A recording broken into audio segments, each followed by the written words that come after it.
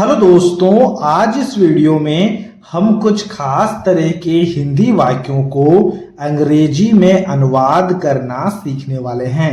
जैसे कि सबसे पहला वाक्य है मैं वहां नहीं जाऊंगा। इसी प्रकार का दूसरा वाक्य है वह यहां नहीं आएगी। इसी प्रकार का तीसरा भी वाक्य दिया गया है तुम आम नहीं खाओगे। तो इस तरह के हिंदी वाक्यों को कैसे हम अंग्रेजी में अनुवाद करेंगे वही हम आज के इस वीडियो में सीखने वाले हैं। तो शुरुआत हम सबसे पहले वाक्य से करेंगे। सबसे पहले वाक्य में है मैं वहां नहीं जाऊंगा, यानी कि कोई एक ऐसी क्रिया की होने की बात हो रही है जो कि भविष्य में होने वाली है। ठीक है, इसीलिए हमें यहाँ पर विल या फिर शैल शब्द का प्रयोग करना होगा। देखो यहाँ पर लिखा गया है मैं वहां नहीं जाऊंगा। मैं का अंग्रेजी में मतलब होता है आई, तो हम यहाँ पर आई लिखेंगे। अब देखो आई के साथ में विल का भी प्रयोग होता है और सेल का भी प्रयोग होता है, क्योंकि आजकल मॉडर्न इंग्लिश में आई के साथ में विल का प्रयोग होने लगा है, इसीलिए हम लोग यहाँ पर विल लिखेंगे। नहीं लिखा गया है उसके लिए नॉट लिखेंगे। ठीक है, फिर देखो यहाँ पर लिखा गया है जाऊंगा। जाऊंगा का अंग्रेजी में मतलब होता है विल गो, लेकिन नहीं जाऊंगा लिखा गया है, इसलिए हम लिखेंगे विल नॉट गो। ठीक है, तो हमने यहाँ पे लिखा will not go. I will not गो मतलब मैं नहीं जाऊंगा। कहां नहीं जाऊंगा ना, वहां नहीं जाऊंगा। वहां का अंग्रेजी में मतलब होता है देयर, तो हमने यहाँ पे लिखा there. I will not go there हो गया मैं वहां नहीं जाऊंगा का अंग्रेजी में अनुवाद। इसी प्रकार से दूसरे वाक्य को देखो।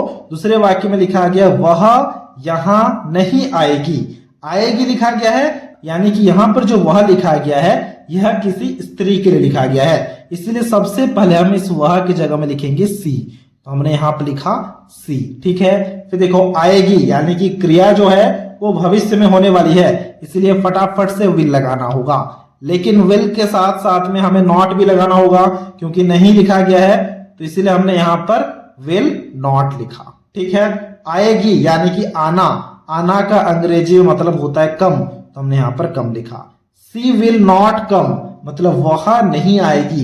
कहां नहीं आएगी ना, यहां नहीं आएगी, और यहां का अंग्रेजी में मतलब होता है हियर, तो हमने यहां पर हियर लिखा। सी विल नॉट कम हियर हो गया वह यहां नहीं आएगी का अंग्रेजी में अनुवाद। इसी प्रकार से यहाँ पर तीसरे वाक्य को जरा ध्यान से देखना। तीसरे वाक्य में क्या लिखा गया है? तीसरे वाक्य में लिखा गया है तुम आम नहीं खाओगे। तुम का अंग्रेजी में मतलब क्या होता है? तुम का अंग्रेजी में मतलब होता है यू, तो हमने यहाँ पर यू लिखा। फिर देखो खाओगे लिखा गया है, यानी कि ऐसी क्रिया जो कि भविष्य में होने वाली है, इसलिए हमें यहाँ पर विल शब्द का भी प्रयोग करना होगा, तो हमने यहाँ पर विल शब्द का भी प्रयोग किया। नहीं लिखा गया है उसके लिए नॉट लिखा। अब देखो खाओगे यानी कि खाना जो कि क्रिया है उसका अंग्रेजी में मतलब होता है ईट, तो हमने यहाँ पर ईट लिखा। तो ये हो गया यू विल नॉट ईट मतलब तुम नहीं खाओगे। क्या नहीं खाओगे ना, आम नहीं खाओगे। आम का अंग्रेजी में मतलब होता है मैंगो, तो हमने यहाँ पर मैंगो लिखा। ठीक है, ये हो गया you will not eat mango तुम आम नहीं खाओगे का अंग्रेजी में अनुवाद। काफी आसान है, बहुत ही ज्यादा आसान है। इसी प्रकार से यहाँ पर चौथे वाक्य को देखना। चौथे वाक्य में लिखा गया है हम लोग क्रिकेट नहीं खेलेंगे। हम लोग या फिर हम, इनका अंग्रेजी में मतलब होता है वी, तो हमने यहाँ पर वी लिखा।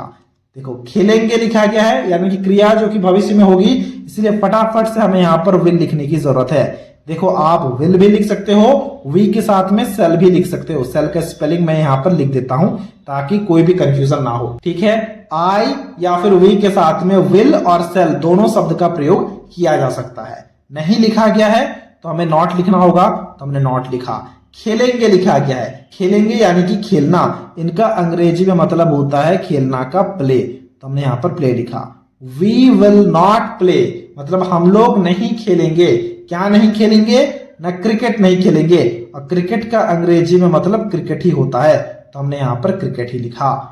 We will not play cricket हो गया हम लोग क्रिकेट नहीं खेलेंगे का अंग्रेजी में अनुवाद। इसी प्रकार से यहाँ पर पांचवें वाक्य को जरा ध्यान से देखना।